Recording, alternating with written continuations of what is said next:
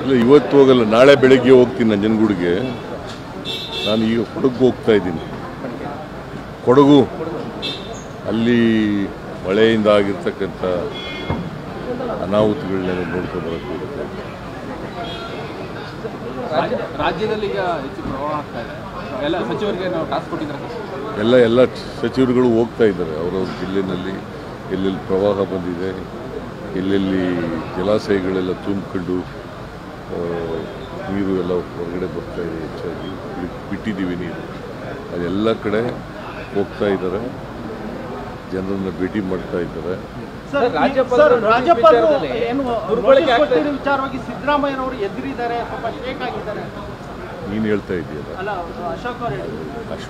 ಅಶೋಕ ಹೇಳಿದ್ ನನಗೆ ಕೇಳಿದ್ರೆ ಅಶೋಕ ಎದುರ್ಕೊಂಡಿರ್ಬೇಕು. ಅಲ್ಲಪ್ಪ, ಅಶೋಕ ಎದುರ್ಕೊಂಡಿರ್ಬೇಕು ಅಂತ ಮೊದಲು ಹೇಳ್ರಿ.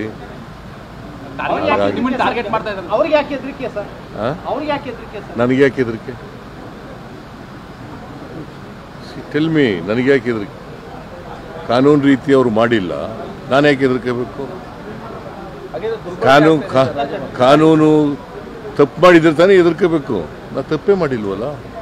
ಜುಡಿಷಿಯಲ್ ಕಸ್ಟಡಿ ಕೊಟ್ಟಿದ್ದೀರಾ, ಇಲ್ಲ ರಿಪೋರ್ಟ್ ಬರ್ದೇನೆ ತಾಳಪ್ಪ. ಪ್ರಾಸಿಕ್ಯೂಷನ್ಗೆ ಅನುಮತಿ ಕೊಟ್ಟಂತ ಸಂದರ್ಭದಲ್ಲಿ ಬೆಳವಣಿಗೆಗಳು ಏನಾಗ್ತಿದೆ? ಅನುಮತಿ ಕೊಟ್ಟಿದ್ದಾರೆ, ಇನ್ನೂ ಕೊಟ್ಟಿಲ್ವಲ್ಲ.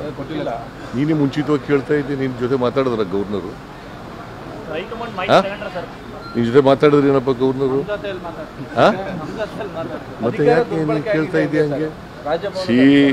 ನೋಡಪ್ಪ, ನಿನ್ನೆ ಕ್ಯಾಬಿನೆಟ್ ಮೀಟಿಂಗ್ನಲ್ಲಿ ನಾನು ಕೆಟ್ಟ ಸಂಪ್ರದಾಯ ಆಗಬಾರ್ದು ಅಂತೇಳಿ ಹೋಗಲಿಲ್ಲ. ನಾನು ನಾಮಿನೇಟ್ ಮಾಡಿದ್ದೆ DK ಶಿವಕುಮಾರ್ಗೆ ಕ್ಯಾಬಿನೆಟ್ ಮೀಟಿಂಗ್ ಮಾಡಲಿಕ್ಕೆ. ಅವರು ಶೋಕಾಸ್ ನೋಟಿಸ್ ಕೊಟ್ಟಿದ್ರಲ್ಲ, ಅದನ್ನು ಇಟ್ಕೊಂಡು ಚರ್ಚೆ ಮಾಡಿದ್ದಾರೆ. ಸುದೀರ್ಘವಾಗಿ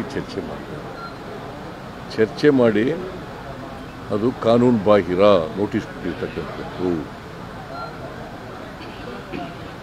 ಅದಕ್ಕೋಸ್ಕರ ಆ ನೋಟಿಸನ್ನು ವಿಡ್ರಾ ಮಾಡಬೇಕು.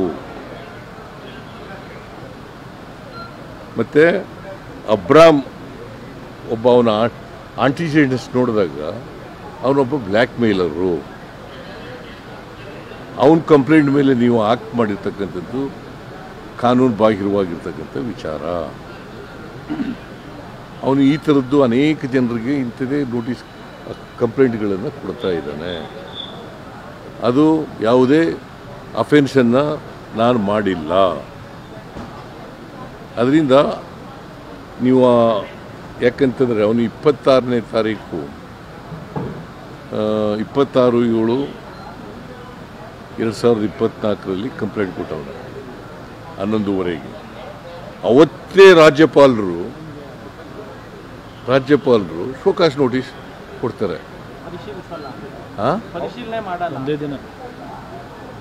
ಒಂದೇ ದಿನದಲ್ಲಿ ಅಷ್ಟೊಂದು ಕಂಪ್ಲೇಂಟನ್ನು, ಲೀಗಲ್ ಮ್ಯಾಟರು ಇರ್ತಕ್ಕಂಥದ್ದು, ಎಲೆಕ್ಟೆಡ್ ಗೌರ್ಮೆಂಟ್ನ ಚೀಫ್ ಮಿನಿಸ್ಟ್ರು ನಾನು 136 ಜನ ಆಶೀರ್ವಾದ ಮಾಡಿ ಕಳಿಸಿದ್ದಾರೆ.